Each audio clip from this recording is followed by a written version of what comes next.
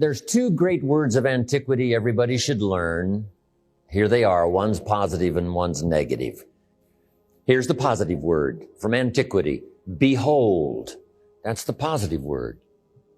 Behold the possibilities. Behold the opportunity. Behold the future and give it design. Behold, the next person you can meet might be your friend for life. Behold, the next person might be a colleague forever. Behold and look at the chances you've got. Behold, spring has come. Behold, the day has arrived and the sun is shining and the shadows are fleeing away. Behold, that's the positive word, behold. Here's the negative word, beware. Beware of what you become, pursuing what you want. Some things I went for in the very beginning cost me too much. I got so obsessed with some things that I found out later the price was too big to pay. If I would have known better, I never would have paid. But sometimes we learn when? After. So don't become so obsessed with something that you lose your sense of reason or it costs you your friends. Don't be so obsessed with something that you compromise your virtues and your values. And now I want to give you a sentence to jot down that's very valuable. Here's what it is. Beware of what you become in pursuit of what you want. Beware. All of our lives we have to deal with behold and beware. When a kid goes to school, it's behold the opportunity and beware the dangers. Behold and beware. Here's a key phrase. The greatest source of unhappiness is self-unhappiness. It's not from outside the things that make us unhappy. The greatest devastating unhappiness is to be unhappy with yourself. Now, a mild form of unhappiness is constructive. The desperate form of unhappiness is destructive. It's like worry. We should all worry a little, but not let it destroy our lives. So it's called caution, but not undue caution. It's called fear and worry, but not the worry that kills you, not the worry that destroys you. It's like hate. You don't need to hate your job. Save your hate for the important things like evil, like the weeds that attack your garden, like the diabolical ideas that try to entice your children, right? You don't need to hate everything. I hate this, I hate that. That's the misuse of your hate. Save it for the things we really must hate. But this is so important now to beware. Beware of what you become in pursuit of what you want. Don't sell out. It's not worth it. There's an ancient phrase. Here's what it says. If you try to save your life, you will lose it. But if you will lose your life, meaning if you will invest your life, that's the best way to save it and to multiply it many times over. So here's the phrase. Investing life into life has the potential of creating miracles. Investing life into life. Investing life into life creates a new baby. But investing life into life with ideas, information, association, influence can create enterprise, can create a corporation, can create a business, can create a movement, can create something that benefits many more people than just those few that might have invested in each other's lives. Bill Bailey and I have been involved in other enterprises, but the enterprise, fortunately was successful.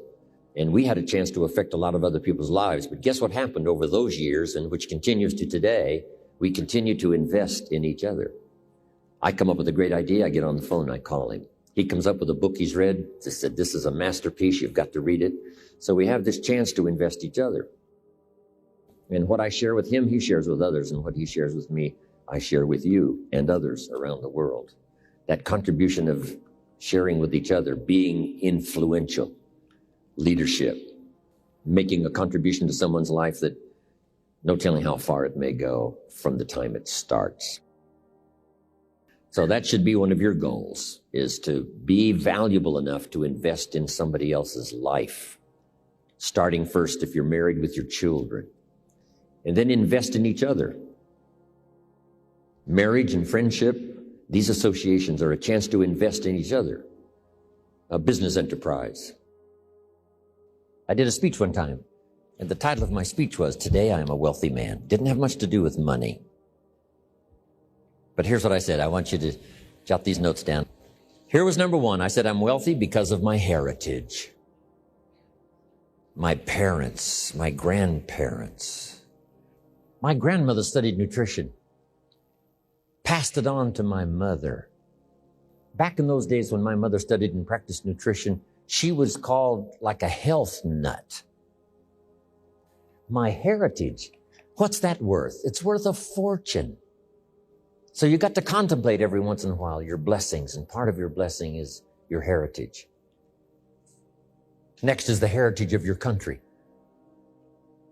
We that come from the free countries, engaging in enterprise to start with $1 and make a fortune, become a millionaire. What value is that heritage? It's unbelievable. We enjoy the benefit of courts we didn't start. We enjoy the benefit of laws we didn't create. We enjoy the benefit of learning institutions we didn't found. We enjoy the benefit of medicine we didn't discover. Wow. Heritage. Next, I said I'm wealthy because of what I've learned. I'm wealthy from the people who have taught me, from the Earl Schoffs of the world and from other people that have made a contribution to my intellectual discovery, that have helped me to refine the track I live on, for good health, for prosperity, for all the things valuable. Thanks to my mentor, Mr. Earl Schoff, that I met when I was 25 years old, who introduced me to nutrition as a business and a product. I had studied and practiced all those years up until then. Now I discover it as a product and a business, became a part-time distributor, age 25. How thankful I am for the man who taught me nutrition as a business. And then he taught me all those other wonderful things that I've shared with you over these years. And he's the one that taught me in those early days to not only study, but to practice this key phrase: work harder on yourself than you do on your job. He's the one that taught me. Don't wish it was easier, wish you were better. What incredible philosophy for me, age 25, to get started thinking about these ideas. And of course, I've been trying to practice, refine them, and teach them all these years.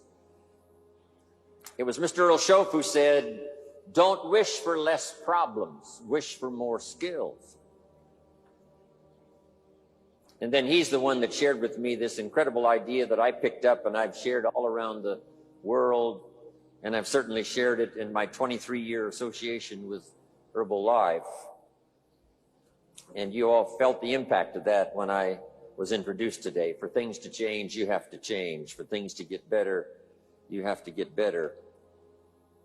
And then I'm thankful for Bob Cummings, the old movie star, TV star that I was in business with, a little company called NutriBio.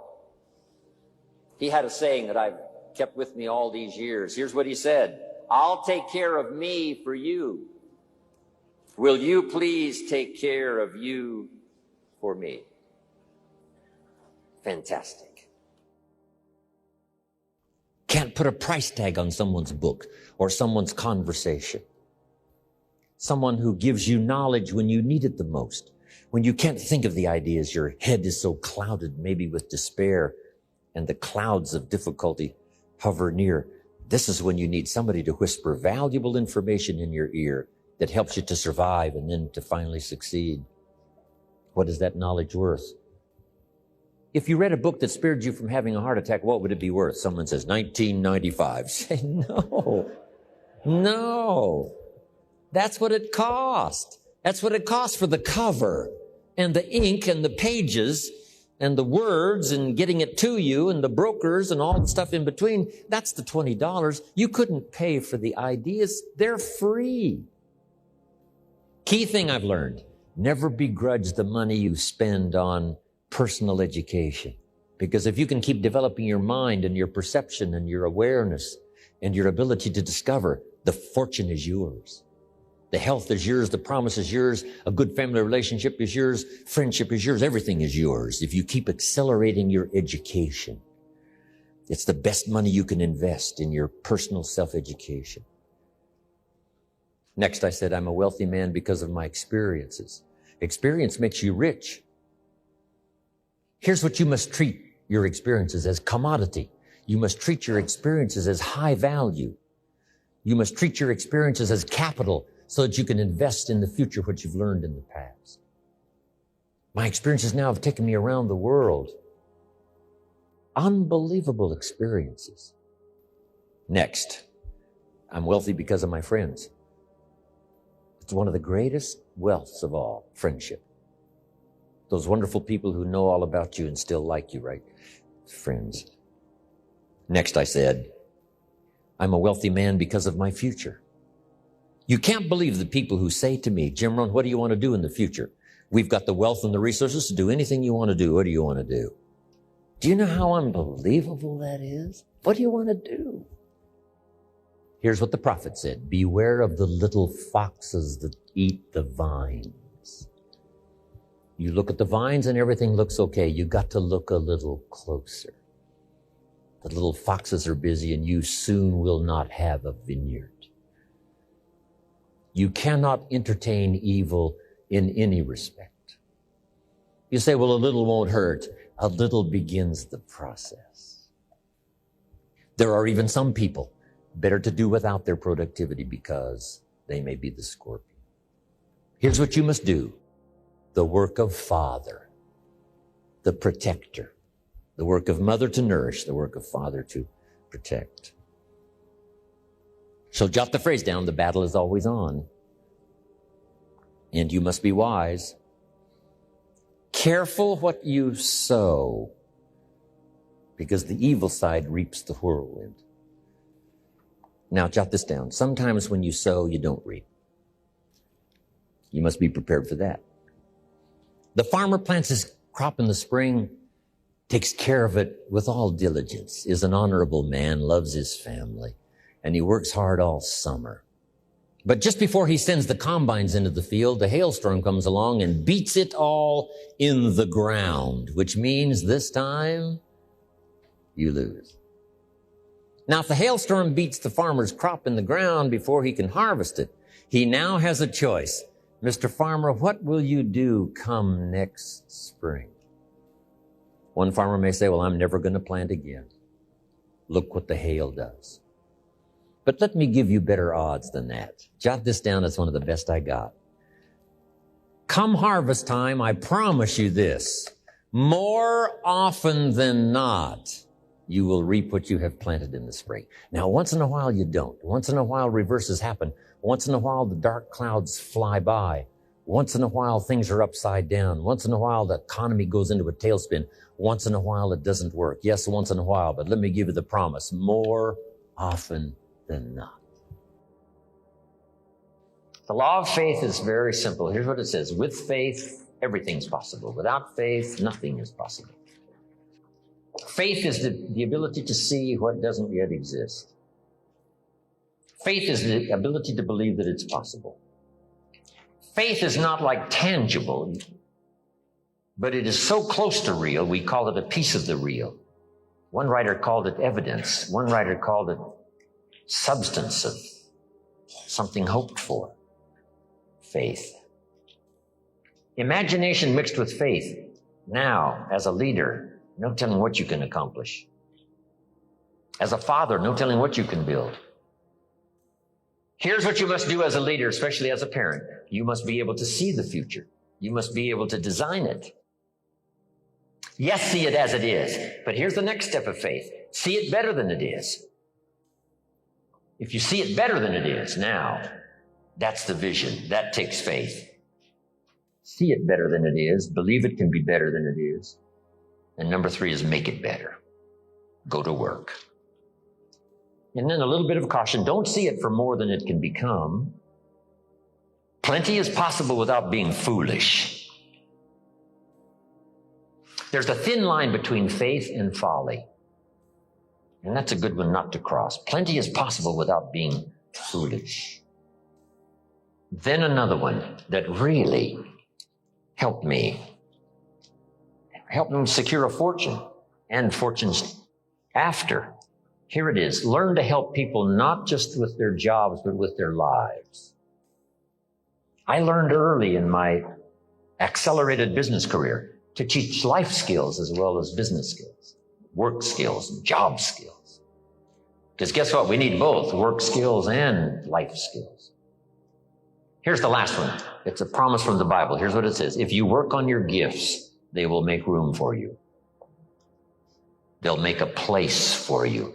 You'll be invited to some extraordinary places if you keep working on your gifts. Make yourself valuable, make yourself attractive, make yourself unique. Become a person who has plenty to give and plenty to share, whether it's ideas or money or treasure or time.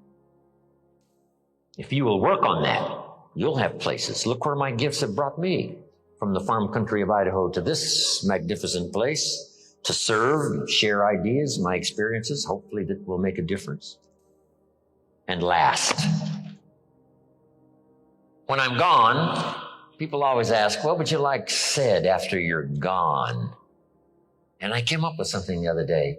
It was pretty simple. Here it is. Jim Rohn made a major contribution to someone, and then another one, and another one, and another one. Wow.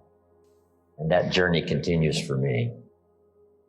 So if you've got my name on your notes, which hopefully I'm sure you have, when we leave here, I go with you, these notes and all the experience that we've had. But I promise you this, as we leave here, I will not leave you behind. I'll take you with me in my thoughts and in my heart. Let others lead small lives, but not you. Let others, cry and whimper over small hurts, but not you.